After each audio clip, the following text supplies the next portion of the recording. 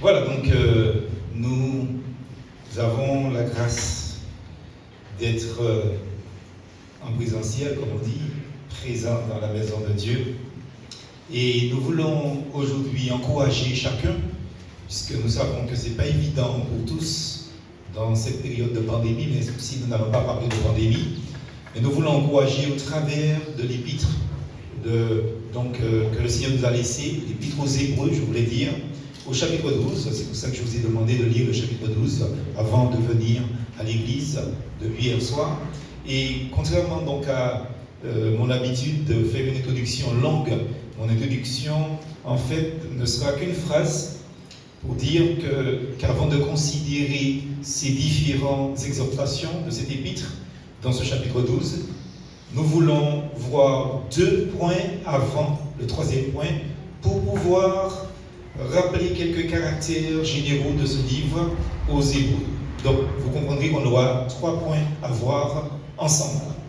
Alors, nous aurons tout à l'heure une lecture à faire dans le chapitre 10, au verset 32 à 34. Mais avant cela, dans ce premier point que nous commençons, l'épître des cieux ouverts. Donc, c'est un nom, une appellation un peu particulière. Donc, l'épître des cieux ouverts, simplement que le Seigneur nous donne et met tout à notre disposition, en fait. Et l'épître aux Hébreux a été appelé ainsi par les théologiens, l'épître des cieux ouverts, donc où tout nous est donc fourni, garanti, donné, sans difficulté et gratuitement. Et il est évident comme quoi que ces cieux qui nous sont ouverts sont des cieux illuminés, donc resplendissants par la présence, par le simple fait que le Seigneur Jésus-Christ y est. Et s'il y a une épître, un livre dans la Bible qui glorifie Jésus-Christ, c'est l'épître aux Hébreux. Nous trouvons des chapitres qui, je vais dire, encensent le Seigneur, le glorifient, l'adorent véritablement, mais l'épître aux Hébreux le fait dans sa totalité. Et il est évident que c'est Christ qui doit remplir nos cœurs, donc de chrétiens, de croyants que nous sommes, quelle que soit l'origine que nous avons, notre identité terrestre, c'est Christ qui doit remplir le cœur du croyant. Je crois qu'aucun livre, je le redis, excepté l'évangile de Jean quand même, ne met autant en lumière les gloires de Jésus-Christ, notre Seigneur et Sauveur. Aucun livre ne met en avant sa dignité, sa divinité, son humanité, ses gloires comme homme sur la terre et maintenant donc comme Seigneur dans le ciel. Nous n'avons pas d'indication précise sur l'identité des destinataires donc, de ce livre. On pense justement qu'on croit que c'est un livre qui a été écrit simplement pour des Juifs qui confessaient le nom de Jésus-Christ, mais sans pour autant que chacun d'eux soit réellement converti. Donc l'ensemble des théoriciens, des techniciens vont en ce sens. Ce texte n'a pas été adressé à une église en fait. Alors on trouve certains auteurs qui disent que ça a été envoyé aux églises d'Asie. C'est une possibilité, mais je rejoins plus donc la grande majorité qui pense que ça a été envoyé à des juifs dispersés un peu partout, sans pour cela que l'entièreté de ces personnes, donc la totalité, donc soit convertie à Jésus-Christ. Mais en fait, ils confessaient Jésus-Christ, ils croyaient en Jésus-Christ, et c'est pour ça que dans ce livre, justement, donc il est question donc d'avoir Jésus-Christ pour modèle. Alors, ces juifs connaissaient très bien le rituel judaïque, justement. Ce sont des juifs auxquels il avait été précisé, qui avaient certainement été soumis à ces rituels aussi. Ils avaient rencontré des circonstances douloureuses en raison du fait du grand changement qui était survenu dans leur vie. Et c'est pour ça que nous allons lire maintenant au chapitre 10, au verset 32 à 34. Alors, je pensais qu'on m'amenait un petit verre d'eau, donc j'ai dit à Kéram de ne pas chercher, mais s'il peut me prendre un petit verre d'eau, ça me fera plaisir. Merci beaucoup. Hébreux chapitre 10, versets 32 à 34. Souvenez-vous de ces premiers jours, où, après avoir été éclairés, vous avez soutenu un grand combat au milieu des souffrances. D'une part, exposé comme un spectacle aux opprobres et aux tribulations, et de l'autre, vous associant à ceux dont la position était la même. En effet, vous avez eu de la compassion pour les prisonniers, et vous avez accepté avec joie l'enlèvement de vos biens, sachant que vous avez des biens meilleurs. Sachant que vous avez des biens meilleurs. Donc vous voyez que l'essentiel n'est pas sur la terre. Vous avez des biens meilleurs et qui durent toujours, c'est-à-dire éternellement. Amen. Donc tout ce que nous avons sur la terre va disparaître. Mais les biens que nous avons dans les cieux, personne ne peut nous les enlever. On peut dire amen à ça? Amen. Mais, il y a toujours un mais, c'est que le comportement de plusieurs d'entre eux faisait craindre à celui qui a écrit, donc l'auteur de l'épître, eh bien, qu'ils aient, ces juifs-là, en fait, seulement l'apparence d'être à Christ, sans avoir réellement reçu la vie de Christ en eux. Donc, c'était ça la crainte de cet auteur. Alors, vous allez me dire, mais quel auteur? Bien, je suis le premier à vous confesser, je ne sais pas. Merci beaucoup. Je m'arrête un petit moment.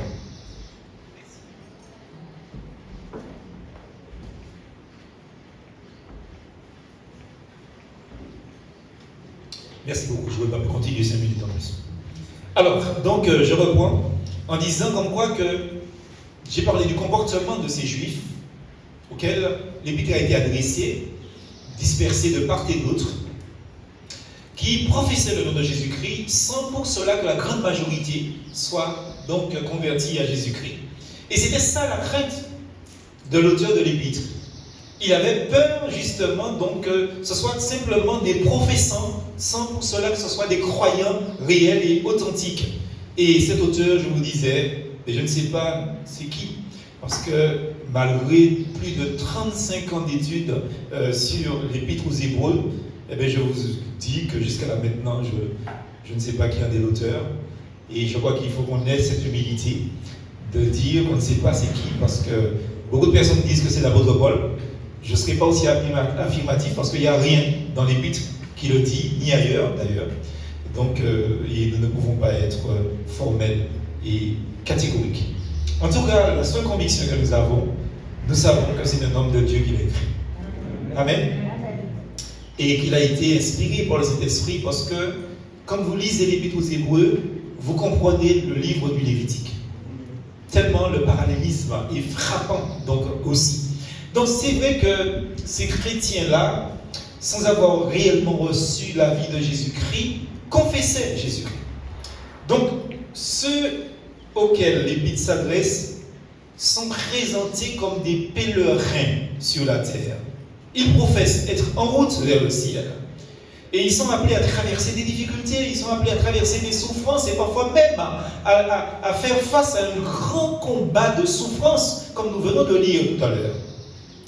Frères et sœurs, cela nous rappelle que nous, chrétiens, enfants de Dieu, nous vivons encore aujourd'hui dans un monde qui est hostile à la foi. Amen. Hostile, mais à un point, c'est impressionnant. Nous devons garder nos regards attachés sur le ciel, où Jésus est entré en tant qu'homme glorifié, en tant que précurseur de chacun d'entre nous, comme il nous est dit dans Hébreux 6, que nous allons lire, au verset 20. Nous devons fixer le regard sur notre Seigneur, là où Jésus est entré pour nous comme précurseur, ayant été fait souverain sacrificateur pour toujours, selon l'ordre de Melchisédek. Il est évident comme quoi que Dieu m'a éprouvé ces croyants. Certains de ces croyants se décourageaient. Comme aujourd'hui, frères et sœurs, voyant l'incrédulité, la dureté, la méchanceté des hommes de notre époque, ça peut nous pousser au découragement. Ça peut pousser les chrétiens à s'interroger, mais est-ce que vraiment nous avons fait le bon choix? Comme nous savons que les personnes les plus croyantes qu'il y avait sur la terre, c'était les Noirs, eh bien les personnes les plus rebelles aujourd'hui qu'il y a sur la terre, ce sont les Noirs. Vous voyez, donc c'est impressionnant. Alors pourquoi nous parlons de rébellion? Simplement parce qu'il a été décidé, les décous, les théories, les fables, les propos, donc circulent comme quoi que la religion chrétienne, c'est la religion des Blancs. Vous voyez, donc c'est terrible, c'est la religion des oppresseurs, alors que Jésus n'était pas un blanc. Parce qu'un juif n'est pas un blanc, il faut bien comprendre ça. Donc ça n'a pas de sens. Vous voyez, on peut être découragé. Et il y a d'autres qui étaient devenus aussi paresseux à écouter.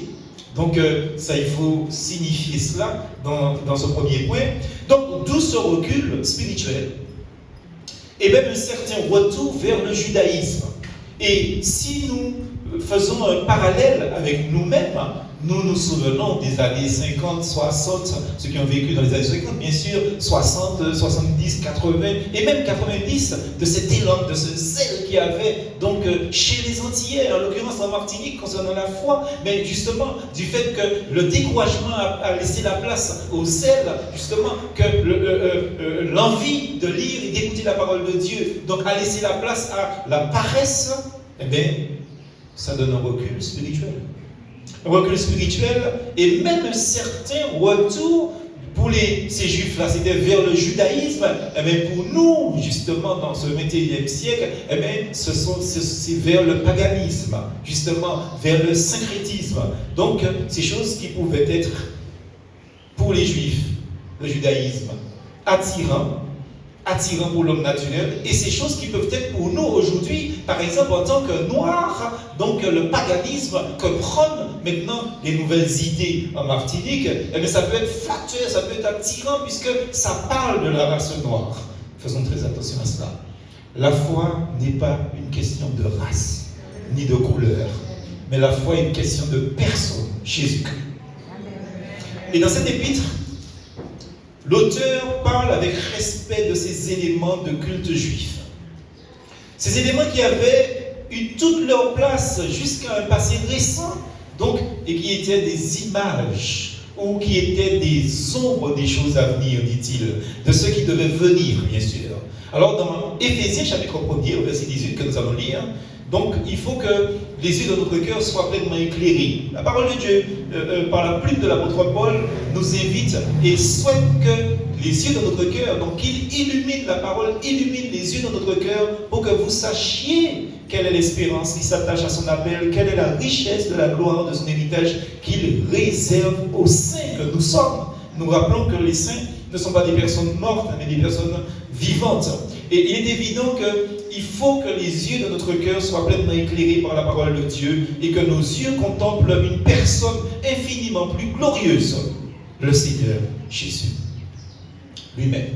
Et c'est Christ qui remplace et surpasse tout ce qui ne faisait que l'annoncer dans l'Ancien Testament. Et devant lui, les anges et même les patriarches, les hommes de Dieu les plus illustres, Moïse, Aaron, Josué, David, etc., tous ces hommes s'effacent complètement devant Jésus-Christ.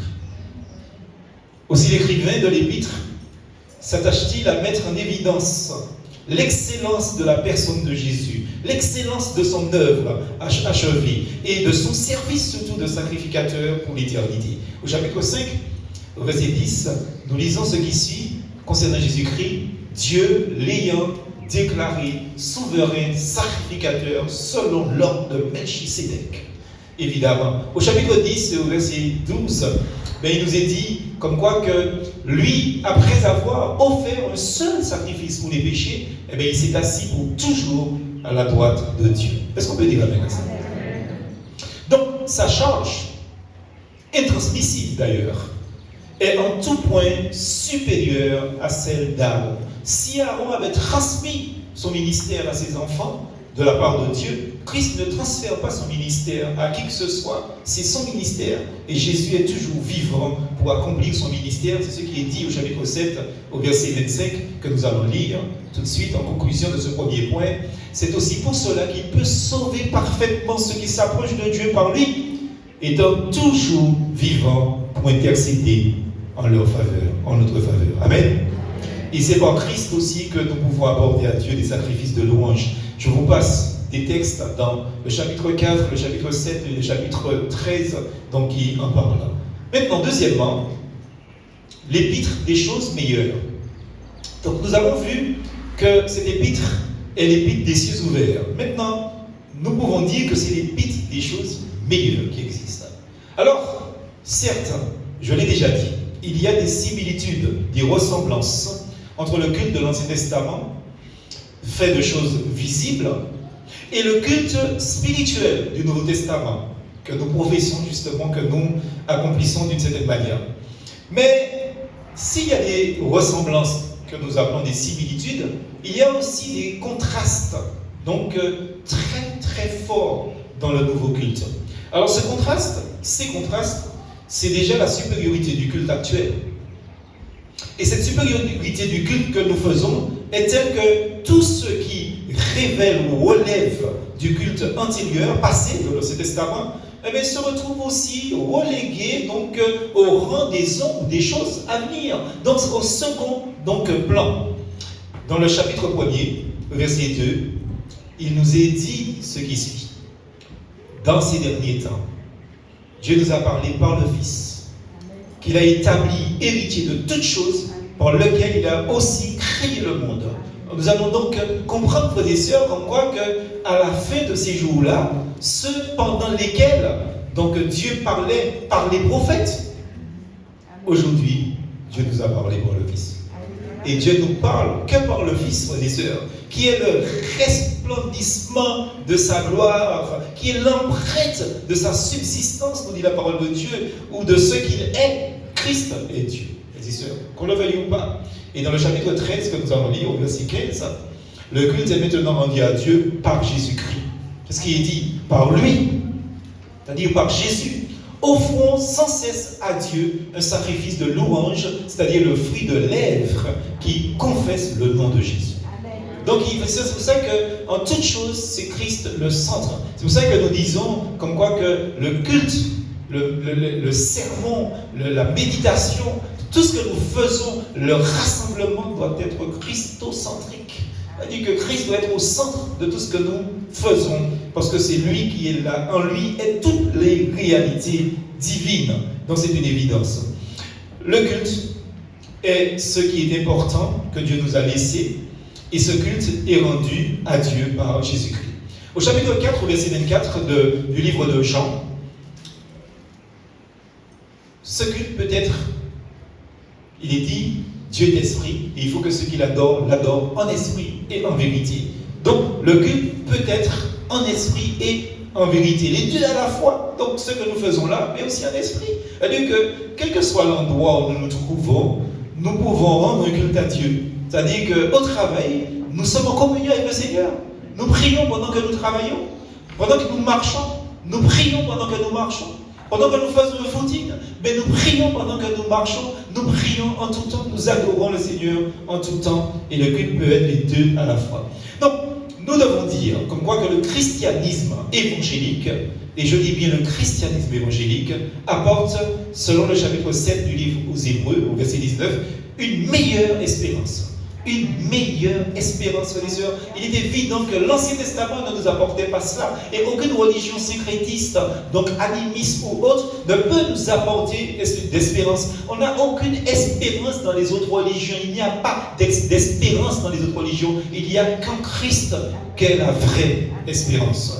Et c'est une espérance qui repose sur une meilleure alliance. Chapitre 7, est-ce qu'on peut lire le verset 22 de ce chapitre 7 qui nous dit justement, c'est une meilleure alliance. Nous lisons, Jésus est par cela même le garant d'une alliance plus excellente que l'alliance de l'Ancien Testament, que l'alliance de toutes les religions animistes ou syncrétistes, ceux qui existent. Et évidemment, puisque c'est une meilleure espérance, puisque c'est une meilleure alliance, mais il y a de meilleures promesses. Alléluia, chapitre 8, verset 6, on ne va pas lire, mais je vous laisse les références donc affichées pour que vous puissiez le comprendre, frères et sœurs. Tout est meilleur dans la religion de Jésus-Christ. Tout est meilleur dans le nouveau culte. Une meilleure promesse. Mais plus que de meilleures promesses, frères et sœurs, il y a aussi de meilleurs sacrifices. Meilleurs sacrifices selon le chapitre 9, verset 23. Donc, Dieu nous accorde, chapitre 10, verset 34, des biens meilleurs et permanents. Des biens meilleurs et permanents. Si vous achetez un meuble, et que, peut-être que je ne sais pas si dans les pays européens ça peut se faire comme ça se fait aux Antilles, dans les pays, donc des pays tropicaux, justement. Si vous laissez un bon meuble dehors, et que vous revenez chercher le meuble après, il est possible que le meuble soit encore debout, mais rongé par les bouts de bois. N'est-ce pas? Les mythes, et Christ parle de mythes et de vers, justement, qui dévorent les biens de la terre. Mais, vous et sœurs, les biens que Dieu nous accorde, les mythes et les rongeurs, les mythes et les bouts de bois ne peuvent rien contre ça. Alléluia, quelle espérance, quel bien meilleur permanent. Donc, nous parlons, et vous et sœurs, j'aime bien quand l'apôtre Paul fait référence à son identité terrestre. Il dit, je suis juif, je suis né donc en Cilicie, je suis né ici. Il fait question de sa référence à sa patrie. Il parlait du fait comme quoi que dans la Bible vous allez trouver que les compatriotes de Jésus-Christ, etc. Et frères et sœurs, nous n'avons pas le dos de rogner notre patrie terrestre. Mais la patrie terrestre que nous avons, frères et sœurs, n'est rien comparé à la patrie céleste. Nous perdrons cette patrie un jour, vous savez ça? Parce que nous allons tous mourir. Mais la patrie céleste, frères et sœurs, c'est la seule chose qui nous restera éternellement aussi dans ce domaine. Et il est évident, frères et sœurs, que Dieu nous donne justement accès à une meilleure patrie. Au chapitre 11, au verset 16, on a une meilleure patrie. Ça vaut le coup de mourir pour cette patrie-là. Amen. Et nous devons, frères et sœurs, nous avons devant nous donc, non seulement cela, une meilleure résurrection. Alors, d'aucuns pourraient s'interroger pour dire, mais est-ce qu'il y a plusieurs résurrections? Est-ce qu'il y a deux résurrections? Frères et sœurs, souvenez-vous que Christ a ressuscité des morts. Souvenez-vous que même des prophètes ont ressuscité aussi des morts. Souvenez-vous que même à la mort de Jésus-Christ, les tombeaux se sont ouverts et que des gens sont ressuscités. Mais ces gens-là, ils sont morts après. Donc ça veut dire qu'en quelque part, entre guillemets, on pourrait dire il y a eu plusieurs résurrections, mais la seule et vraie, véritable résurrection se trouve en Jésus. Amen. Meilleure résurrection. Donc nous entrevoyons déjà cela, frères et sœurs, par la foi. Et les fidèles de l'Ancien Testament aussi, ils ont entrevu cela aussi par la foi. Donc toutes ces bénédictions ont un point commun. Jésus pour centre. Jésus-Christ pour centre. Est-ce qu'on peut dire amen à ça? Donc, en conclusion à ce deuxième point, pour entrer dans l'essentiel de ce message, nous pouvons dire que la suprématie de Jésus-Christ et son excellence sont proclamées par toutes les Écritures, mais en particulier par cette épître aux Hébreux. Et je vous encourage, mes sœurs, à lire cette épître à tête reposée et dans la prière. En Christ, le don suprême de Dieu, c'est Jésus-Christ. Ne l'oubliez jamais, jamais, jamais. Il peut s'approcher, le croyant, donc peut s'approcher de Dieu en pleine et en toute liberté par le sang de Jésus, par le chemin nouveau et vivant, donc qui nous a ouvert au travers du voile, c'est-à-dire au travers de sa chair. Donc, nous n'allons pas lire Hébreux 10, versets 19 à 21, parce que c'est trop long, parce que nous voulons voir l'essentiel. Mais en conclusion à ce deuxième point, nous pouvons nous tenir sans aucune crainte dans la présence de Dieu. Ce qui n'était pas le cas dans l'alliance ancienne, l'ancienne alliance. Parce que tout simplement, ceux qui s'approchaient de Dieu étaient foudroyés par sa sainteté. Troisième point, et nous rentrons dans le vif du sujet. Enfin, dans l'essentiel, quelques exhortations de l'épître en rapport avec les dangers que couraient les Hébreux. Alors, la première chose que nous allons voir, 3.1, ne pas aller à la dérive. Ne pas aller à la dérive. C'est le chapitre 10, donc, qui intéresse l'ensemble de ce troisième point. Le Seigneur nous demande de ne pas dériver.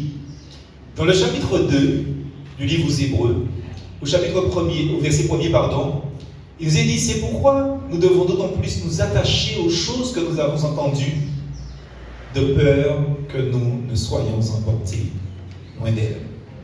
Loin d'elle, ne pas aller à la dérive. Frères et sœurs, souvenez-vous de ce que le Seigneur vous a donné comme foi, comme enseignement, comme parole, comme promesse. Et nous les avons je vais dire, résumé tout à l'heure dans le point 2 pour voir que tout ce que Christ nous donne est meilleur que ce qui existait. Chaque chose qu'il nous donne est meilleure que ce qui existait. Donc, frères et sœurs, ce serait triste que nous puissions délaisser ce que nous avons reçu pour partir à la dérive vers des idéologies, des fables, des choses, frères et sœurs, qui vont disparaître avec l'homme quand il mourra.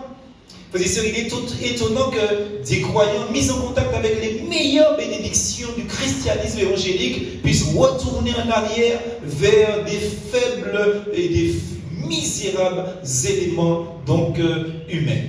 Entièrement périmés d'ailleurs. L'apôtre Paul en parle dans Galates, chapitre 4 que nous allons lire au verset 9. Il est dit, mais à présent que vous avez connu Dieu, ou plutôt que vous avez été connus de Dieu, comment retournez-vous à ces faibles et pauvres rudiments auxquels de nouveau vous voulez vous asservir encore? L'apôtre Paul ne comprenait pas que des Galates, des croyants en Galatie, puissent retourner vers donc les œuvres pour être sauvés, par exemple. Aujourd'hui, nous ne sommes pas à ce point-là, mais nous pouvons être flattés, se sentir flattés de penser que nous pouvons faire un retour dans la religion de nos ancêtres. Frères et sœurs, nos ancêtres, s'ils n'ont pas accepté Christ dans leur cœur comme Seigneur et Sauveur, quoi que nous avions, nous aimons notre origine et nous savons d'où nous venons, mais ils sont en enfer. Et moi, je n'ai aucun désir d'aller rencontrer un ancêtre qui est en enfer. Vous m'entendez? Donc, le salut est individuel. Et il est évident que comme nos ancêtres n'ont pas pu nous sauver, nous ne pourrons pas non plus sauver nos enfants. Nos enfants doivent chercher à croire et à confesser le nom de Jésus-Christ comme nous-mêmes. Parce que, frères et sœurs, les parents ne sont personne et quand les parents sont décédés, il n'est point question de faire des prières en faveur des parents. Et on ne prie pas ses ancêtres. De toute manière, ils ne vous entendent pas. Abandonner les privilèges, abandonner les bénédictions distinctives de la foi chrétienne évangélique et revenir à la loi, aux fables, à toutes ces choses que les gens ont inventées concernant les Juifs, aux ordonnances juives pour eux, eh bien, frères et sœurs, selon l'auteur de l'Épître aux Hébreux, eh bien, chapitre 2, verset 1, on va lire, c'est s'écarter, c'est aller à la dérive, justement. C'est pourquoi, d'autant, comme je le relis, plus nous devons nous attacher à ces choses que nous avons entendues de peur que nous soyons emportés donc à la dérive ou loin donc d'elles. Donc si nous retournons en arrière, frères et sœurs, nous nous écartons de l'essentiel. Donc c'était aussi pour lui, chapitre 3, au verset 12, abandonnez le Dieu vivant. Prenez garde, frères, sœurs aussi, que quelques-uns de vous n'aient un cœur mauvais, incrédule, au point de se détourner du Dieu vivant. Voyez, c'est aussi une troisième chose. Chapitre 12, au verset 25, c'est se détourner de celui qui parle des cieux. Gardez-vous d'entendre celui qui parle. Car si ceux-là n'ont pas échappé, qui refusèrent d'entendre celui qui publiait les oracles de Dieu, c'est-à-dire la parole de Dieu sur la terre, combien moins échapperons-nous si nous nous détournons de celui qui parle du haut des cieux? Donc nous avons intérêt à écouter le Seigneur pour ne pas nous écarter, ne pas partir à la dérive. Nous avons intérêt à écouter le Seigneur pour ne pas abandonner le Dieu vivant qui s'est approché de nous. Et nous avons intérêt à écouter le Seigneur pour ne pas nous détourner donc de sa parole. Frères et sœurs, c'est souvent de façon insidieuse que l'on commence à aller à la dérive. Comme un navire qui est emporté par un courant. Prenons garde. Vous savez, quand j'étais enfant, nous allions en classe à pied. Les jeunes d'aujourd'hui ne connaissent pas ça. Peut-être certains, très peu en tout cas. Sur un pourcentage, ils ne sont pas nombreux. Et nous faisions des kilomètres pour sortir de chez nous pour aller en classe. Et ce qui était bien dans mon enfance, c'est qu'il y avait un canal qui sortait depuis le bout pour arriver jusque près de l'école. Et dans ce canal-là, il y avait de l'eau, bien sûr, qui coulait en abondance. Et le rêve des enfants, c'était que l'école finisse à midi ou à 4 heures, que ce soit fille ou garçon. Et nous prenions justement des goujons de coquelicots, d'hibiscus, pour faire des bateaux, pour faire un canot. Et on arrivait chez nous, frères et sœurs, on ne savait même pas à quel moment on arrivait chez nous, parce que depuis près de l'école, chacun lâchait, on lâchait ensemble, cela dans le canal, et puis on courait, les voitures ne restaient pas devant nous. Hein. On courait, on suivait le bateau jusqu'à ce que ça arrive presque au bord de la mer. Donc, et le premier arrivé avait gagné. Et surtout, moi qui étais déjà très très commerçant, entre guillemets, donc je disais toujours que c'est le premier gagne un morceau du sandwich des perdants de même année. Et comme je trichais beaucoup, je mangeais beaucoup de morceaux de sandwich des autres. Et des fois, c'est les autres qui mangeaient mon sandwich. Donc, vous voyez, mes soeurs, c'était formidable. Et ça nous faisait courir, ça nous faisait faire du sport. En ce temps-là, il n'y avait pas. Je connaissais très rarement des enfants qui étaient donc en surpoids. Parce que tout le temps, on courait, on montait, on jouait. Mais aujourd'hui, c'est fini. Le bus prend les gens près de la porte de leur mère et leur père et les ramène au même endroit le soir. Et quand ils ont fini, ils s'asseyent devant leur bureau pour aller sur Internet. Ils ne font aucun effort. C'est malheureux. Mais enfin, c'est dans ce système qu'on nous a mis, et il est évident comme quoi on doit lutter contre ça. Pour revenir à notre étude, et parler d'être emporté par un courant, prenons garde que nous ne puissions pas être emportés par des courants, justement. Il y a des chrétiens qui, justement, font ou ont fait naufrage au temps de l'apôtre Paul. Il nous est parlé de ça dans 1 Timothée chapitre 1er, verset 19. Il est question de garder la foi. En gardant la foi et garder une bonne conscience, cette conscience, quelques-uns l'ont perdue et ils ont fait naufrage par rapport à la foi. Vous voyez, dès que votre conscience ne vous reproche rien du tout dans ce que vous faites, dans ce que vous dites, dans ce que vous regardez et dans les endroits où vous allez, qui ne sont pas des endroits justement sains, qui ne sont pas des paroles saines, qui ne sont pas des pensées saines, qui ne sont pas des activités saines, dès que votre conscience ne vous fait plus de reproches, vous êtes un naufragé. Est-ce qu'il y a du monde ici? Je dis, vous êtes un naufragé de la foi déjà. Faites attention. Donc, des chrétiens ont fait naufrage. Ça veut dire qu'ils se sont laissés emporter par le courant. Et en pensant à eux, Paul exhorte Timothée à garder la foi, à garder une bonne conscience. Frères et sœurs, c'est important que votre conscience reste toujours sensible à tout. Toujours sensible. Que votre conscience soit toujours, je vais dire, alerte. Parce que si votre conscience commence à s'endurcir, ça veut dire que vous êtes déjà naufragé. Et dites-nous pour que nous puissions vous envoyer une bouée de secours. Et la bouée de secours, c'est ça que Dieu vous envoie là en ce moment. C'est la bouée de secours, sa parole. Ne faites pas l'orgueilleux, ne faites pas l'orgueilleuse. Attrapez cette bouée et laissez le Seigneur vous sauver. Parce que n'oubliez pas, j'ai dit que l'épître était adressée à des personnes qui ressemblaient à des chrétiens. Ils confessaient le nom de Jésus, mais ils ne faisaient pas profession du nom de Jésus. Attention. Deuxième point, 3.2, ne pas abandonner sa confiance.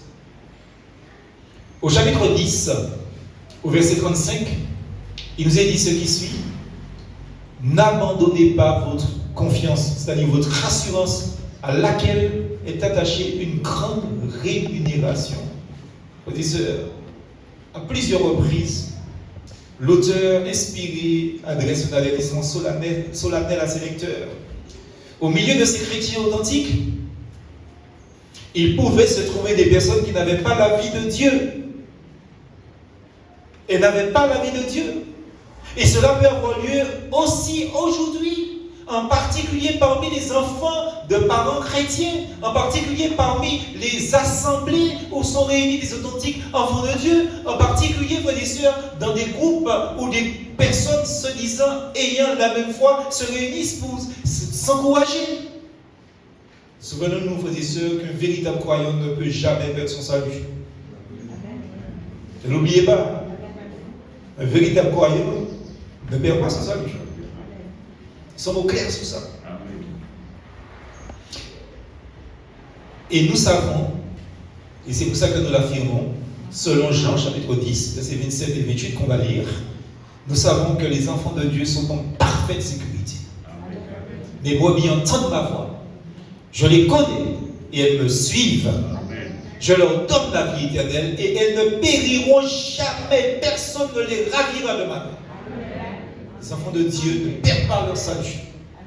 Mais ils peuvent être perturbés par les choses ambiantes. C'est pour ça qu'il nous est dit que gardez-vous d'écouter celui qui parle.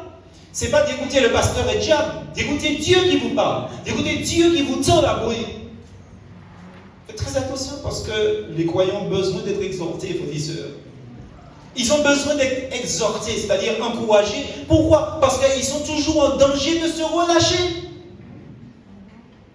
Le monde se plaît à nous tendre des pièges, frères et sœurs. Et c'est malheureux que des brebis se laissent entraîner par le cours des choses de ce monde. Frères et sœurs, ne rejetons pas notre assurance, ne rejetons pas notre confiance, parce que Dieu nous dit que grâce à cette assurance que nous avons, grâce à cette confiance que nous avons en Jésus, eh bien, nous recevrons une grande récompense. Amen. Verset 36, il nous est dit que nous avons besoin de patience. C'est une évidence, hein? Nous avons besoin de patience pour que, ayant fait la volonté de Dieu, nous puissions recevoir donc des promesses. C'est ce qui est dit. Troisième point, 3.3. Et ça, c'est important. Nous avons du mal à faire ça. Rejeter tout ce qui entrave la course chrétienne. Rejeter, frères et sœurs. Rejeter ces choses. C'est ce qui est dit par l'auteur de l'Épître aux Hébreux. Hébreux 12, versets 1 et 2. C'est clair.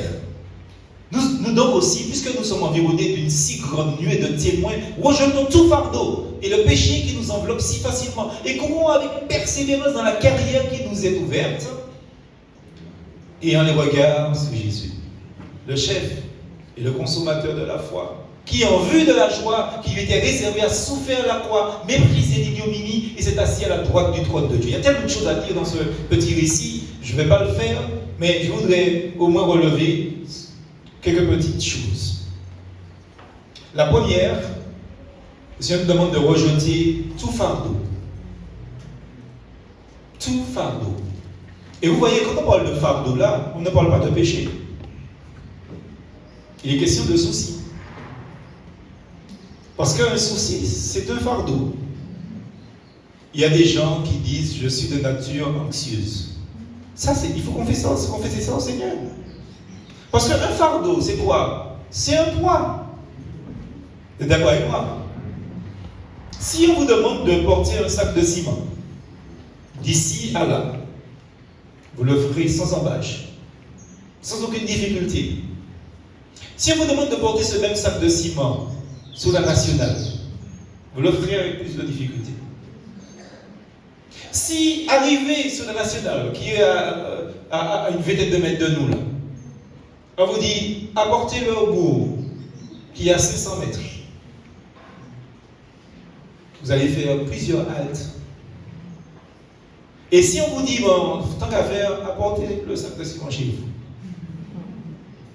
Alors même ceux qui habitent pas très loin d'ici vont faire plusieurs haltes, et je ne sais pas quel jour ils vont arriver. Pourquoi? Parce qu'ils ont un fardeau. Ils ont un poids sous le dos, ou bien en main, ou sous l'épaule. Plus nous portons des choses, moins c'est facile pour nous de marcher. C'est difficile pour nous de marcher, d'aller et venir. Et il y a des chrétiens qui marchent mal dans la foi, doucement dans la foi, parce qu'ils ont un fardeau. Qu'est-ce que le Seigneur nous dit? De déposer à ses pieds tous nos fardeaux, nos soucis, nos fardeaux. Vous voyez, il n'y a pas que le péché qui empêche d'avancer. Et dans ce texte, il est question aussi de péché, puisque le péché qui nous environne, justement, évidemment, nous empêche de marcher. Tout ce que le Seigneur nous demande, malgré les fardeaux qui pourraient vouloir tomber sur notre dos, vous savez, en créole, on dit, vous ne pouvez pas l'isoler, donc c'est fait d'acheter. Vous connaissez ça? Les Guadeloupéens disent, donc moi c'est fait à Malanga. Malanga, moi, je vis en Guadeloupe. Je vis en Guadeloupe, pour le massacre de Guadeloupe. Moi, je fais à Malanga. Elle dit comme quoi que, vous savez, la feuille du chou de Chine, vous lâchez dans l'eau dessus, ça ne se mouille pas. Il doit pas faire un petit boulet et puis qu'à descendre. Qui a tombé à terre, qui a mouillé à terre. Et vous savez que la chose qui est le plus difficile à reprendre, c'est l'eau qui tombe dans la terre. Vous savez que quand l'eau est tombée dans la terre, vous ne pouvez plus récupérer l'eau. Et c'est ce que le Seigneur nous dit. Le Seigneur nous dit de déposer à ses pieds nos fardeaux, nos soucis. Nos soucis. Si nous ne le faisons pas, nous serons incapables de marcher dans la marche chrétienne.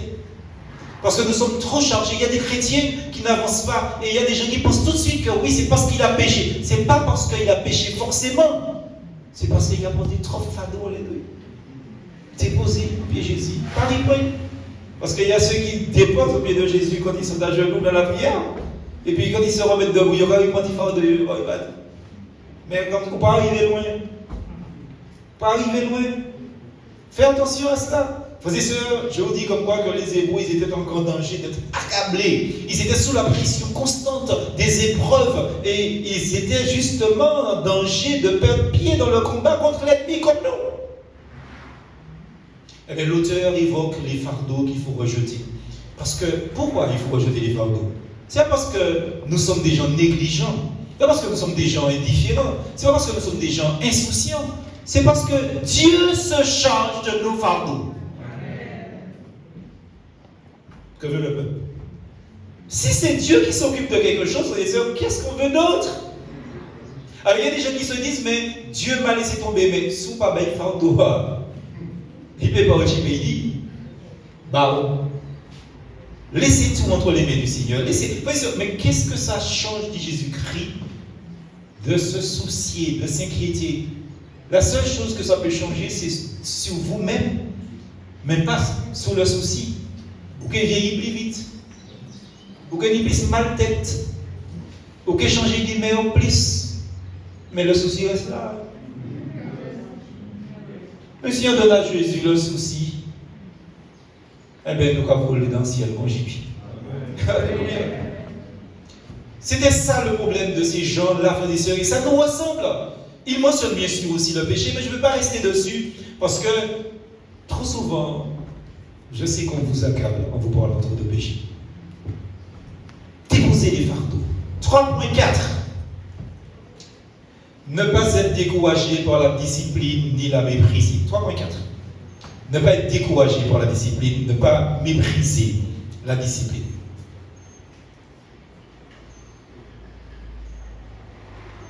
Je me souviens, chaque fois que je vois le mot discipline, je me souviens quand j'étais enfant, c'était mon seul problème à l'école. Chaque fois qu'on me remettait le bulletin de la fin du trimestre pour que les parents signent, c'était toujours écrit en rouge, élève indiscipliné. Bon élève, mais indiscipliné. Nous sommes comme ça, frères et sœurs, en tant que chrétiens. On n'aime pas la discipline. Qu'est-ce qui est dit au chapitre 12, au verset 5?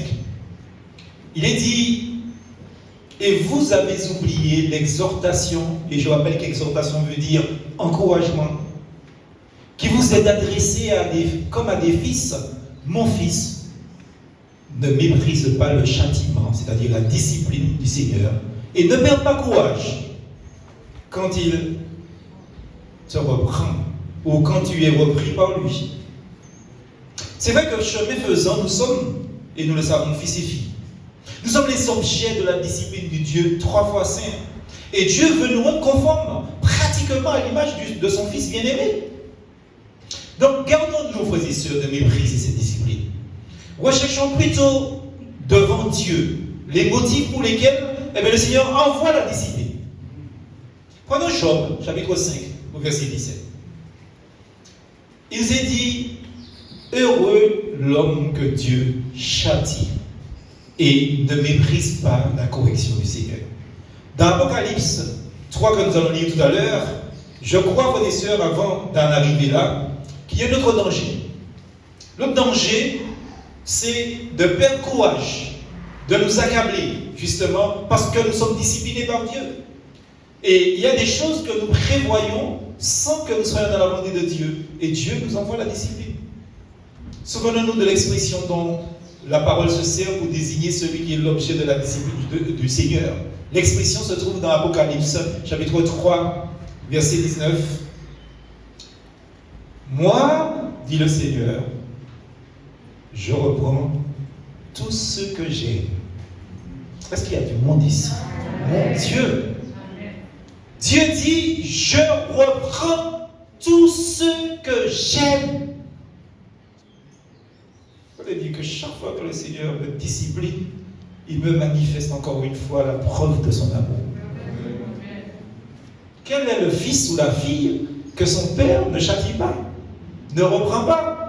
Si vos parents vous laissent aller à la dérive, si vous laissez ce que vous avez envie de faire, ça veut dire qu'il y a longtemps qu'ils ne vous aiment plus. Est-ce qu'il y a du monde ici? Je dis, si un parent ne vous dit pas quoi fait mal, l'homme a fait mal, moi nous dit longtemps, maman, papa, how are you? Il n'y a personne ici. Oui, ne pas être d'accord avec ça, je vous ai dit, ça c'est la vérité. Si vos parents ne vous reprennent pas, c'est qu'il y aura qui vont tomber. Dieu nous dit comme quoi que je reprends et je châtie tout ce que j'aime. Tout ce que j'aime. Chaque fois que Dieu manifeste donc son amour pour moi, ça peut être aussi par un châtiment, par une discipline. Et cette discipline peut être préventive, comme dans le cas de Paul. Dans 2 Corinthiens chapitre 12, au verset 7, Dieu a discipliné Paul, il a repris Paul. Et pour que je ne sois pas enflé d'orgueil, avant de devenir orgueilleux, pour ne pas devenir orgueilleux, à cause de l'excellence de ces révélations, Dieu a mis des choses dans ma chair, un ange de Satan pour me souffleter et m'empêcher de m'enorgueillir. Donc, avant de faire bagaille là, bon Dieu, qui avait un petit frein, vous avez compris ça? Qui avait un petit frein, ou bien qui avait un petit roche en bas où là, pour le toit pas descendre.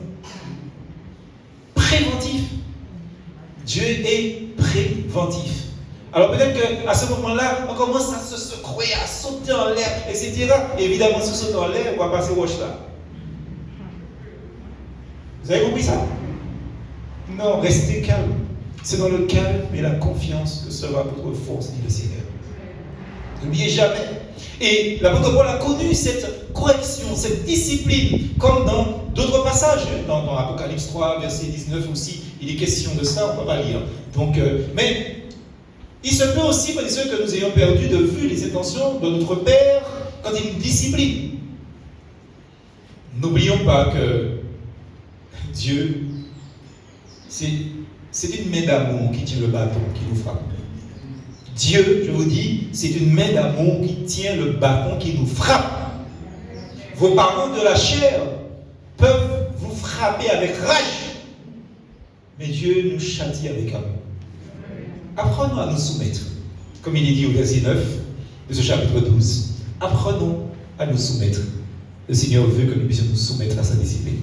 Parce que, frères et sœurs, il est évident que sa discipline a toujours pour objet notre profit spirituel, et des fois même matériel, parfois. La discipline nous est dispensée afin que nous participions à sa sainteté, nous dit la parole au verset 10. On a lu déjà le verset 9 qui a été affiché au tableau, vous avez vu. Mais au verset 10, il est dit comme quoi que Dieu nous châtie. C'est pas pour rien. Nos pères nous châtiaient pour peu de jours, mais ils le trouvaient bon. Et c'était vrai, et c'est vrai. Mais Dieu nous châtie pour notre bien afin que nous participions à sa sainteté. Il s'agit là donc d'une sainteté pratique. Nous n'avons pas seulement à nous tenir à l'écart du mal, frères et sœurs. Pas seulement à l'écart du mal. Nous avons à haïr le mal. Proverbe 8, que nous allons lire, verset 13. Haïr le mal. La crainte de l'Éternel, c'est la haine du mal. L'arrogance et l'orgueil, la voix du mal et la bouche perverse, voilà ce que je hais. Quand on a la crainte de Dieu, on hait, on déteste le mal. On ne chérit pas le mal. On ne camoufle pas le mal. On ne couvre pas le mal. On ne cache pas le mal. On le hait. 3.5. Manifester davantage d'énergie spirituelle et encourager ceux qui nous entourent. Eh oui. Chapitre 12, verset 12. Qu'est-ce que le Seigneur nous dit? Fortifiez donc vos mains languissantes et vos genoux affaiblis. Redressez les mains lassées et les genoux défaillants. Et ça, frères et sœurs, on peut prendre ça pour nous, effectivement, parce que c'est à nous que le Seigneur s'adresse. Mais il nous faut prendre ça aussi pour notre prochain, nos frères et sœurs, assis à côté de nous. Le Seigneur nous dit de les redresser leurs mains, fortifier leurs genoux défaillants. Ne les accablez pas, justement.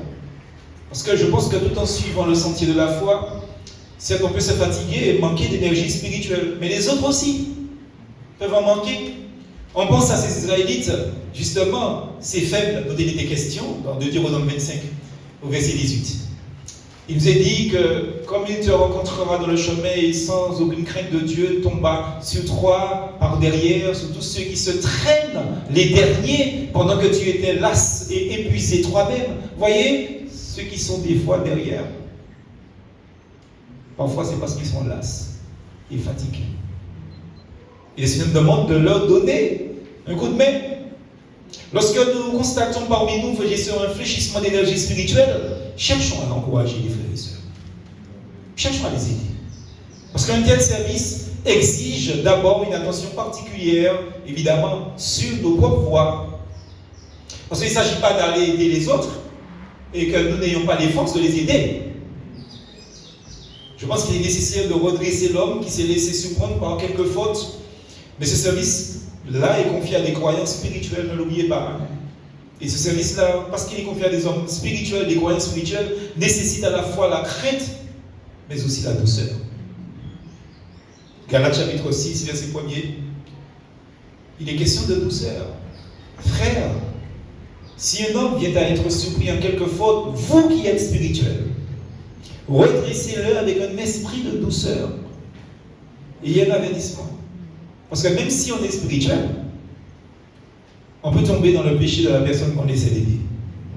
C'est pour ça qu'il est dit, prends garde à toi-même, de peur que tu ne sois aussi tenté.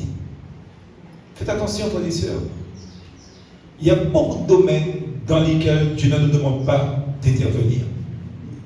Et dans mon ministère, j'ai vu des personnes aller aider d'autres personnes et tomber dans l'adultère ou la fornication avec ces mêmes personnes qu'ils ont essayé d'aider. Il faut faire attention à la chair. Il faut faire attention à Satan qui manipule la chair.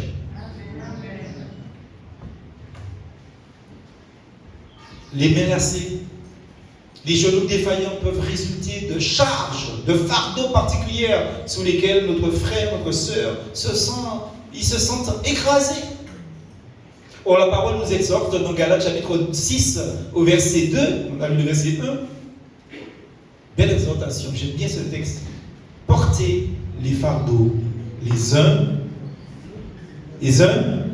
des autres et vous accomplirez la loi de Christ. Portez les fardeaux des uns des autres. Voyez donc que c'est biblique. Donc la question qu'on peut se poser avant de conclure ce point 5, c'est où trouver la force nécessaire pour notre course.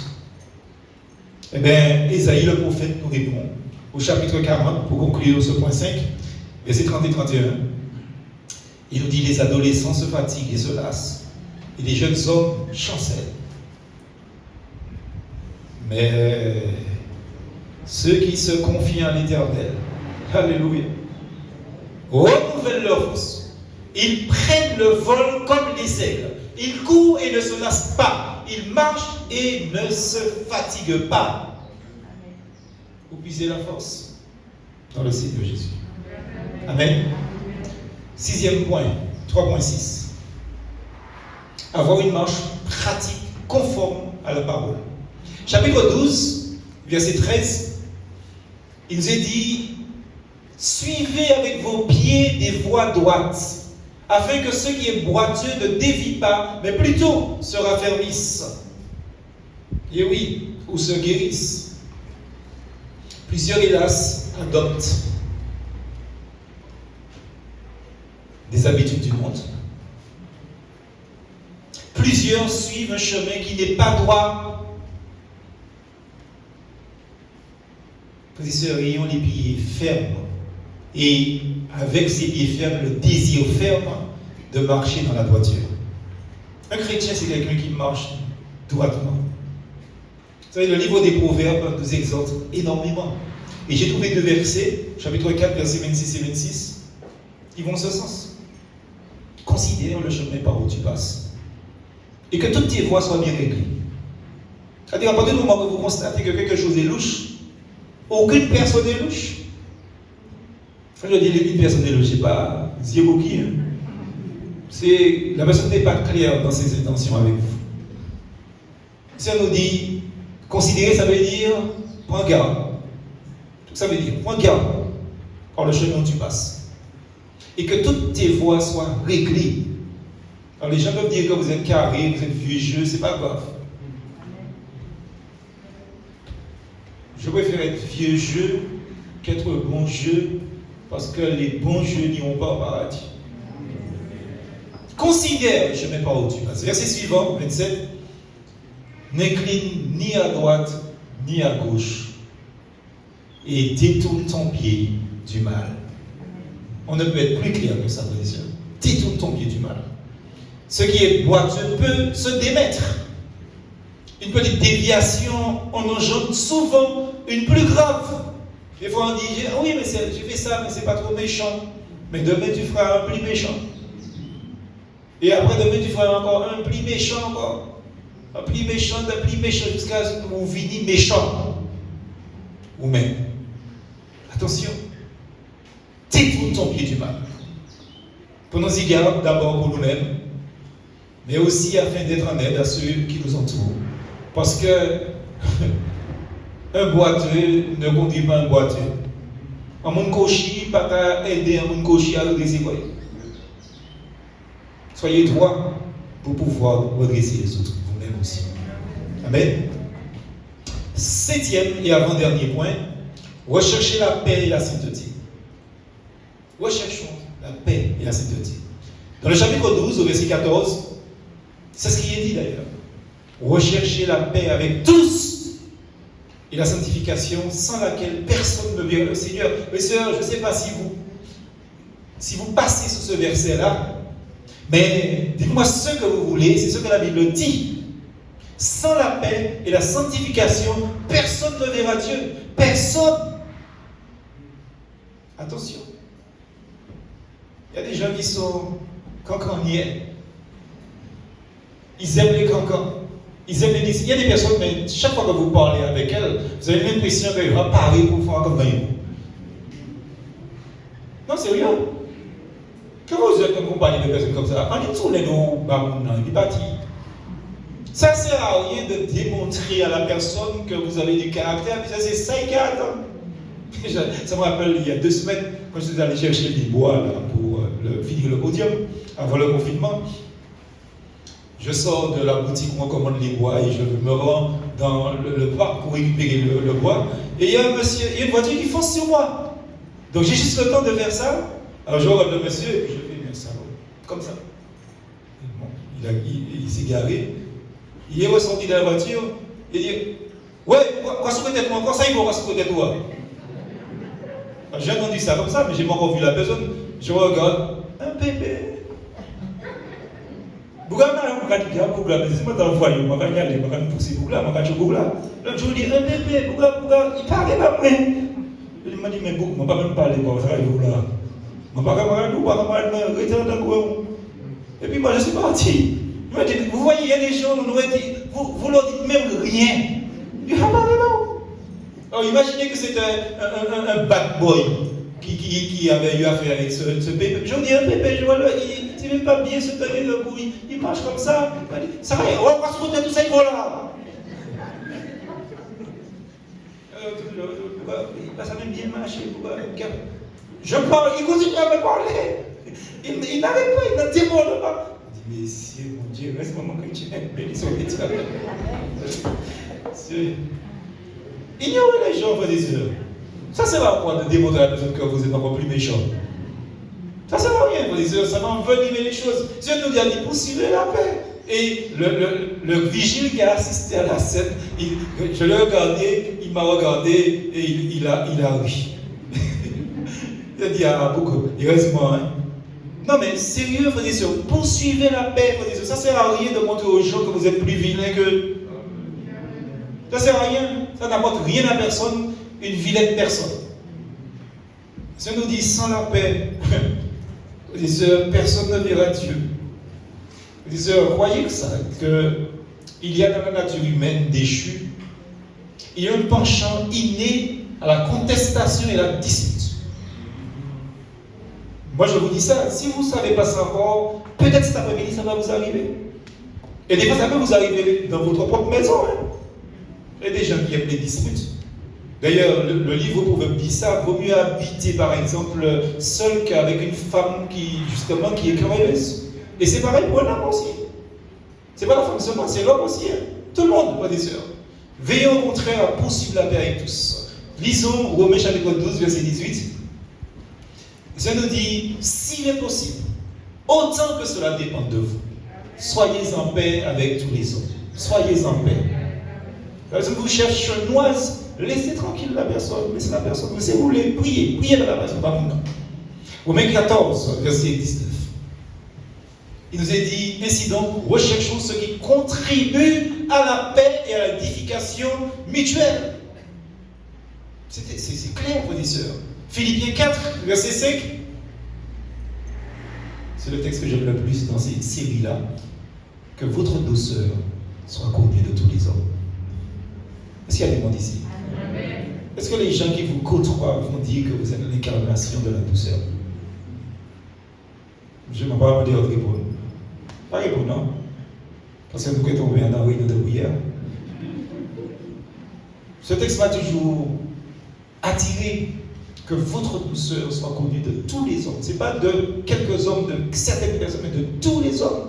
C'est la recommandation que Paul fait aux Philippiens. Donc l'esprit de contestation et de querelle caractérise le monde, frères et sœurs, et la politique du monde. Attention. Veillons à ne pas nous mêler des querelleurs. N'est-ce pas? Des bad boys. Des gens qui aiment les cancans. Évitons même de donner des opinions sur des sujets qui ne concernent pas les étrangers que nous sommes, parce que nous sommes des étrangers sur la terre. Vivons en paix avec nos voisins. C'est ainsi que nous préparons la voie au témoignage de l'évangile de paix. Éphésiens 6, verset 15, il est question de l'évangile de paix. Mettez pour chaussure à vos pieds le zèle que donne l'évangile de paix. Quand on dit qu'on est à l'évangile, frères et sœurs, c'est ça. La paix. Attention. Et le verset 14 qu'on a lu tout à l'heure dans Hébreux 12, c'est un verset qui nous invite aussi à suivre le chemin de la sainteté pratique. Parce que pour que nous puissions effectivement voir Jésus, justement, couronné de gloire et d'honneur, chapitre 2, verset 9, Hébreux, toujours, il faut, frères et sœurs, que nos esprits et nos cœurs ne soient pas souillés par l'impureté qui s'étale dans le monde. L'impureté qui s'est installée dans le monde. Cette contemplation du Christ va de pair avec la marche habituelle de la sainteté. La paix et la sainteté doivent être poursuivies en même temps, sans que la recherche de l'une mette l'autre de côté. Je sais que ce n'est pas toujours facile, mais c'est ce que le Seigneur nous demande. Soyez en paix avec tout le monde. Donc si le Seigneur nous demande d'être en paix avec tout le monde, et en l'occurrence avec ceux de ce monde, d'où l'importance d'être en paix les uns avec les autres dans la maison du Seigneur. Et s'il y a un différend entre nous, le Seigneur nous demande de le régler tout de suite pour que la paix prévaut. Amen. Enfin, dernier point, en conclusion, veillez. Veillez de peur que. Chapitre 12, verset 15. Veillez à ce que nul ne se prive de la grâce de Dieu. À ce qu'aucune racine d'amertume poussant des rejetons ne produise du trouble et que plusieurs en soient infectés. Et se faites attention, l'amertume, c'est comme une plante grimpante qui envahit les murs et les espaces. Quelle rencontre? L'amertume. Quand quelqu'un est amer, sa première réaction, c'est de partager son amertume. Surtout s'il s'agit d'une autre personne qui a causé cette amertume. Et celui qui va écouter les explications de la personne sera elle-même, cette personne qui écoute sera elle-même infectée et va avoir de l'amertume contre quelqu'un qui lui a rien fait. Contre quelqu'un qui lui a rien fait. Vous vous rendez compte? Et c'est même pas sûr que ce que la personne l'a dit est vrai. Attention.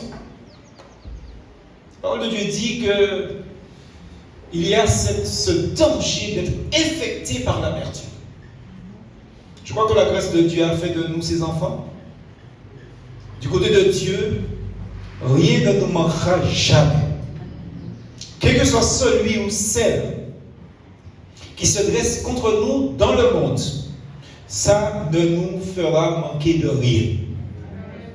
De rien, mais de rien dans le Seigneur. Et si jamais un frère ou une sœur se dresse contre nous, nous avons le devoir de rétablir la paix avec le frère, avec la sœur. 3 questions s'imposent à nous. Même 4. J'ai dit que la grâce de Dieu a fait de nous ses enfants. Alors, premièrement, vivons-nous de cette grâce. Vivons-nous de cette grâce. Et la grâce de Dieu veut que nous puissions pardonner à ceux qui nous offensent. Deuxième question, la grâce de Dieu est-elle notre nourriture? C'est dans la grâce de Dieu que nous vivons. Troisième question, réalisons-nous que nous avons besoin de cette grâce à chaque instant? Chaque matin, chaque soir, chaque midi, chaque instant que Dieu nous donne, nous avons besoin de la grâce de Dieu. Et enfin, dernière question, et la grâce imprègne-t-elle tous nos rapports entre frères et sœurs? Est-ce que quand nous parlons avec nos frères et sœurs, nous parlons avec grâce? Ou avec rage? Ou avec... Vous connaissez ce qu'on appelle un gage? Gage beaucoup. Vous connaissez ça? Il y a des paroles qui sonnent comme un grage. C'est-à-dire que vous n'avez pas même mis, on va pas sentir d'eau, on va déchirer. On a tellement filé des paroles qui assassinent ceux qui les écoutent. Attention, ça nous dit comme quoi que nous devons avoir dans notre rapport de la grâce. Vous savez c'est quoi la grâce dans le sens figuré du terme? La grâce c'est beau, c'est merveilleux, c'est poli, c'est doux, c'est ça la grâce. C'est splendide, c'est jovial, c'est tout ce qu'il y a de merveilleux. Que quand on vous dit que quelqu'un marche avec grâce, c'est-à-dire que mon ennemi a une sorte d'élan de marche, comme quoi que, ou quand j'ai pensé que c'est un pinceau qui décide mon nom pendant qu'il a marché. C'est ça la grâce. Alors l'aura parlé et puis grâce. Et si cet après-midi, votre frère, votre soeur, votre mari, votre femme, votre fils, votre parent vous parle avec rage, dis papa, pas oublier, moi je dis pas de grâce. Oui, voyez tout de suite. Avec déchiré d'eau. Parce que moi, tout grâce là, t'as déchiré d'eau. Les parents ont été durs, vous savez ça. Je me dis Dieu, j'ai grandi dans un foyer, on m'a cajolé, on m'a aimé, on m'a pas donné de coups, comme on dit. On m'a fait que du bien. Mais j'avais un voisin derrière chez moi. C'est un bandit aussi, il faut le dire. Gilbert voit de qui? Gilbert m'a connu quand j'étais enfant. Aussi, Jojo aussi. Un voisin derrière chez moi. Son père avait pris ce qu'on appelle une grage. Vous savez, un truc arabe, pour ceux qui ne comprennent pas le crayon. Je peux faire dire grage, ça s'appelle d'elle. Son père a pris un grage, il l'a ouvert et il l'a aplati comme une feuille. Et puis, quand mon copain lui donnait du gaz, il a mis à jour mon grage. À moi, Dolores, c'est 5 minutes, quoi, il dit, bah, non, papa. Et quand son père n'était pas là, il était bandit. Mais quand son père était là, il était gentil. Parce que ça enlève clash, je dis qu'à mettre à genoux, on dit, je vous souffre entièrement, ça, il va mettre la rôle. En tout cas, c'est ça ton pays, puis on nous finit les messages là. Vous dites ton bagage. Chapitre 12, verset 15. Le Seigneur nous dit, veillez à ce que nul ne se prive de la grâce de Dieu, et qu'aucune racine d'amertume poussant des rejetons ne produise du trouble, et que plusieurs n'en soient infectés. Vous savez que dans un jardin, une mauvaise racine, qui d'abord passe inaperçue d'ailleurs, peut se développer et engendrer une plante qui finit par tout envahir. De même le mal non jugé dans nos cœurs. Parce que quand on parle du mal, on pense toujours au frère et à la soeur, c'est ciao, c'est bas où on va parler. C'est on dit dans ciao, c'est pas dans ciao là. Le mal non jugé dans nos cœurs, le mal toléré dans nos vies peut se développer, le mal peut s'étendre et amener des ravages dans l'Église. C'est ça que le Seigneur nous dit, il ne faut pas que la racine, que l'amertume fasse des racines. Chapitre 12, verset 16, avant-dernier texte. Oui, ce sera le dernier texte, parce que le dernier texte est trop long à lire, même si je vais vous faire la référence. Mais chapitre 12, verset 16, il nous est dit, veillez à ce qu'il n'y ait ni impudique, ni profane, comme Isaïe, qui pour un mets un plat de lentilles a vendu son droit d'aînesse. Il peut y avoir des chrétiens qui méprisent la grâce de Dieu. Et au profit de choses d'autres profanes, eh bien justement, méprisent la grâce de Dieu. Et font d'une certaine manière propagande pour le mal, sans en parler, mais parce que le mal est dans leur cœur. Et parce que le mal est dans leur cœur, ils finissent par devenir mal eux aussi. Et quand on est à leur compagnie ou dans leur compagnie, quand on fréquente ces gens-là, on devient mal aussi. Et mal, car engendrer mal.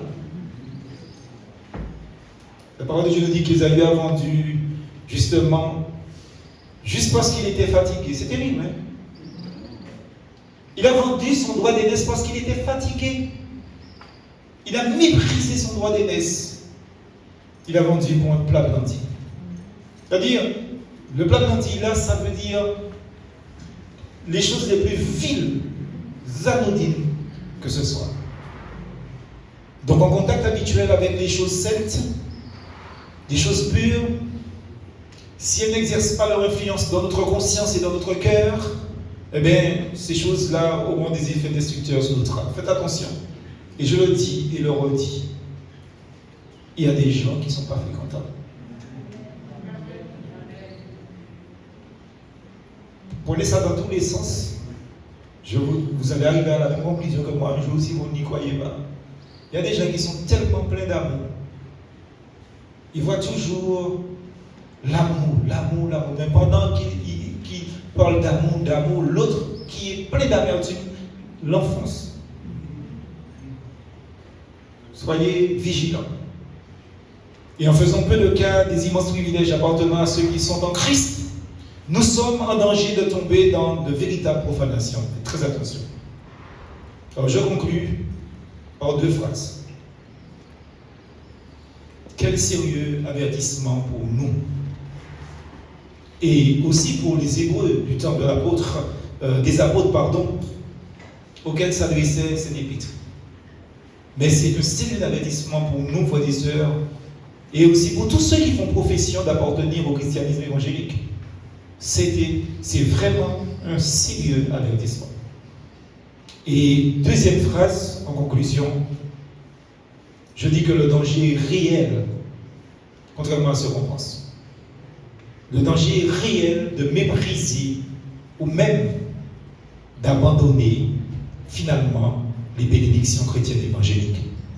Le danger existe. Prenons garde.